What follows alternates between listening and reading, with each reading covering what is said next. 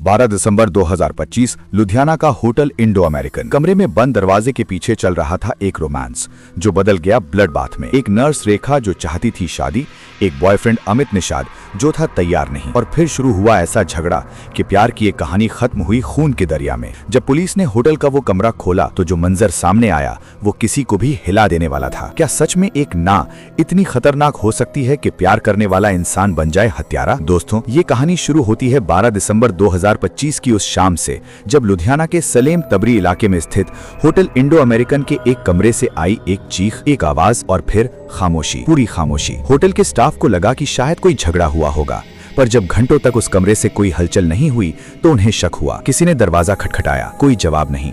फिर मैनेजर को बुलाया गया, मास्टर की से कमरा खोला गया और जो मंजर सामने आया वो किसी डरावनी फिल्म से कम नहीं था। कमरे में पड़ी थी एक युवती की लाश, अर्धनग्न अवस्था में, खून से लथपथ, चेहरे पर गहरे जख्म, नाक से बह रहा था खून जो पूरे चेहरे पर फैल चुका था। आंखें खुली थी जैसे अपनी कहानी बताना चाहती हूँ, पर आवाज हमेशा के लिए बंद हो चुकी थी। ये थी नर्स रेखा, एक युवा महिला जिसने सोचा था कि आज की ये मुलाकात शायद उसकी जिंदगी बदल दे, पर उसे नहीं पता था कि ये मुलाकात उसकी आखिरी मुलाकात होगी। जब पुलिस ने होटल के रजिस्टर को चेक किया तो सामने आया कि रेखा अकेली नहीं आई थी, उसके साथ था एक आदमी, एक मर्द जिसने अपना नाम दिया था और रूम बुक किया था, पर अब वो नहीं था कहीं। होटल के सीसीटीवी फुटेज में दिखा कि एक शख्स घायल हालत में खून से लथपथ कपड़ों में होटल से भागा था। कोई सामान नहीं लिया, कोई चेकआउट नहीं किया, बस भाग गया। सलेम तबरी की पुलिस ने तुरंत इन्वेस्टिगेशन शुरू की।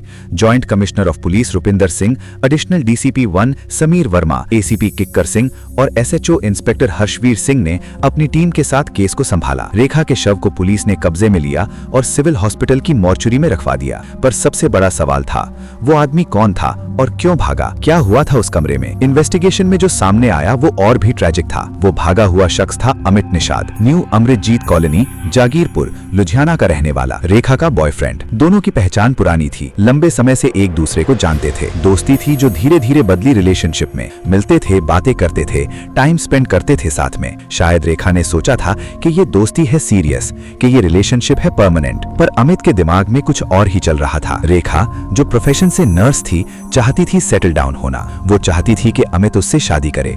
उसे लगता था कि जब इतना समय साथ बिता चुके हैं तो अब अगला कदम होना चाहिए शादी, पर अमित तैयार नहीं था। शादी का नाम सुनते ही वो टालने लगता, बहाने बनाने लगता। अभी नहीं, बाद में, समय चाहिए, पहले कुछ सेटल हो जाऊं। और रेखा का पेशेंस खत्म होने लगा था। 12 दिसंबर को दोनों मिले होटल इंडो अमेरिकन में। शायद रेखा ने सोचा कि आज फिर से बात करेगी, आज फिर से समझाएगी, या शायद आज फैसला करेगी। होटल के कमरे में प्राइवेसी में शुरू हुई बातचीत। पहले नॉर्मल कॉन्वर्सेशन, फिर धीरे धीरे टॉपिक आया शादी का। रेखा ने फिर से प्रेशर डाला, कब करोगे शादी? कितना और वेट करूं मैं? क्या तुम सीरियस हो मेरे बारे में?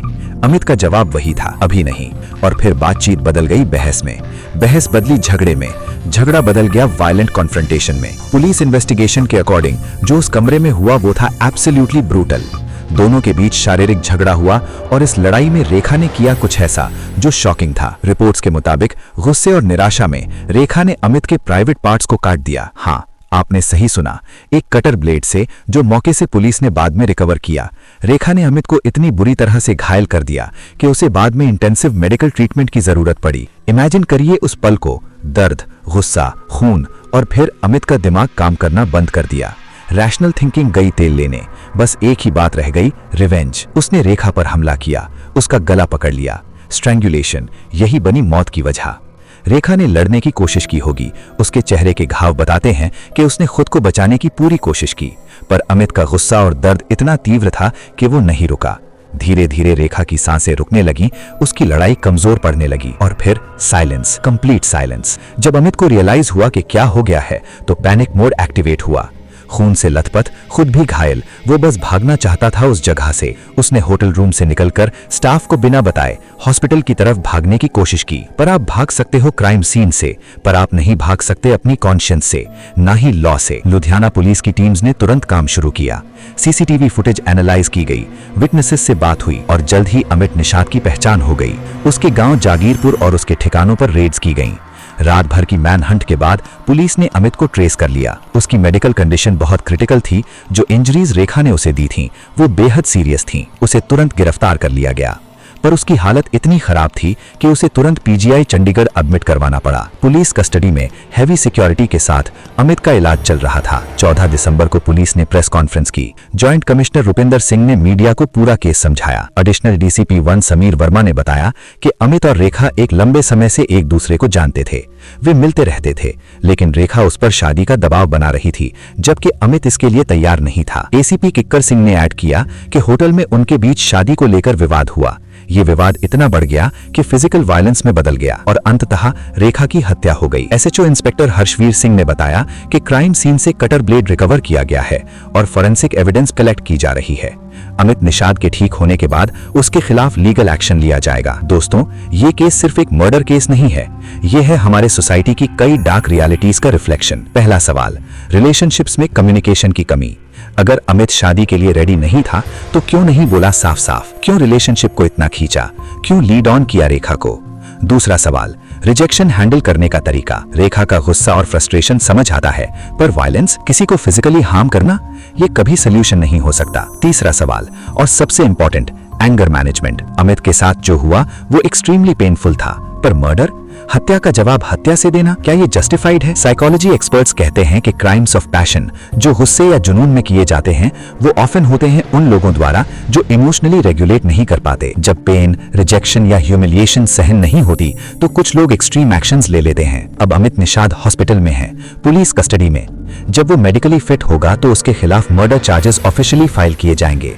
सेक्शन 302 आईपीसी, मर्डर, ये नॉन बेलेबल ऑफेंस है। कोर्ट में ट्रायल होगा, एविडेंस प्रेजेंट होंगे, CCTV footage, forensic reports, postmortem findings, witnesses के स्टेटमेंट्स, और फिर जज डिसाइड करेगा कि क्या सजा मिलनी चाहिए। पर सच पूछिए तो कोई भी सजा रेखा को वापस नहीं ला सकती, ना ही किसी परिवार का दर्द कम कर सकती है। रेखा के घर वाले जिन्होंने अपनी बेटी को नर्स बनाया, उसे एजुकेट किया, उसके सपने देखे, वो अब सिर्फ मेमोरीज के सहारे जी रहे हैं। और अमित का परिवार भी टूट गया। एक गलती, एक पल का गुस्सा और पूरी जिंदगी जेल में। होटल इंडो अमेरिकन का वो कमरा अब खाली है, पर उस कमरे की दीवारों में अब भी बसी है उस रात की खामोशी, उस लड़ाई की चीखें, उस खून का निशान जो धुल गया पर भूला नहीं जा सकता। रेखा चाहती थी प्यार, कमिटमेंट और एक सिक्योर फ्यूचर। अमित शायद डर गया था रिस्पॉन्सिबिलिटी से, या शायद उसके प्लान्स कुछ और थे। दोनों कम्युनिकेट नहीं कर पाए प्रॉपरली, दोनों ने अपने इमोशंस को कंट्रोल नहीं किया और रिजल्ट, 2 फैमिलीज का डिस्ट्रक्शन। एक जान गई, एक जान जेल में बिताएगी अपनी बाकी जिंदगी। ये केस हमें सिखाता है कम्युनिकेशन इज की। अगर रिलेशनशिप में प्रॉब्लम्स हैं तो बात करो। अगर तुम किसी को मिसलीड कर रहे हो तो ऑनेस्ट बनो। अगर कोई तुम्हें रिजेक्ट करता है तो एक्सेप्ट करो और मूव ऑन करो। और सबसे इंपॉर्टेंट, कभी भी किसी भी हालत में वायलेंस जस्टिफाइड नहीं होती, ना फिजिकल ना इमोशनल, क्योंकि एक पल का गुस्सा पूरी जिंदगी बर्बाद कर सकता है।